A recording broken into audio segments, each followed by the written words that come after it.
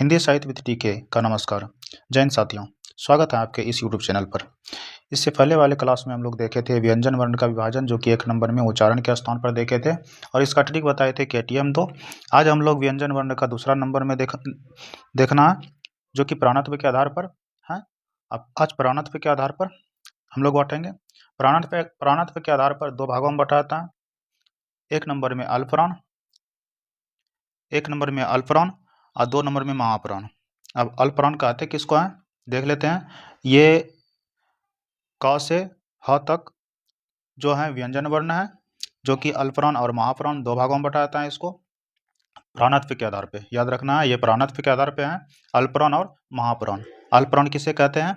जिन व्यंजकों के उच्चारण में मुख से कम हवा निकले, यानी कि जो व्यंजन वर्ण जो बोले जाते हैं, मुख का जो हवा है, वाष्प है, वायु है, वो कम निकले, या व्यंजन वर्ण के प्रत्येक वर्ग का विषम संख्या फर्स्ट, थर्ड, फिफ्थ, यानी कि ये 1 नंबर में है, फर्स्ट नंबर में, थर्ड नंबर का और फिफ्थ नंबर का को अल्पप्राण कहेंगे। यानी कि 1 नंबर का जितना भी वर्ण है और 3 नंबर का जितना भी वर्ण है, ये सब का सब, ये और 3 नंबर का ये और फिर फिफ्थ नंबर का ये, जितना भी है इसको क्या कहेंगे? अल्पप्राण कहेंगे।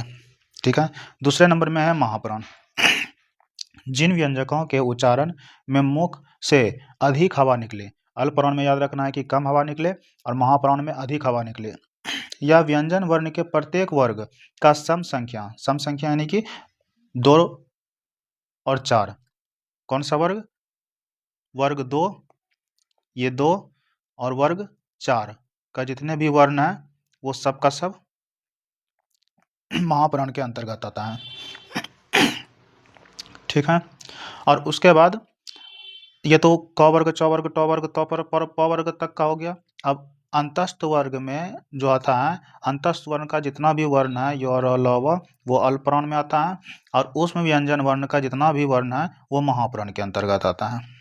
ठीक है। और इसका एक ट्रिक भी आता है, जो कि ट्रिक हम नेक्स्ट वीडियो में बता देंगे।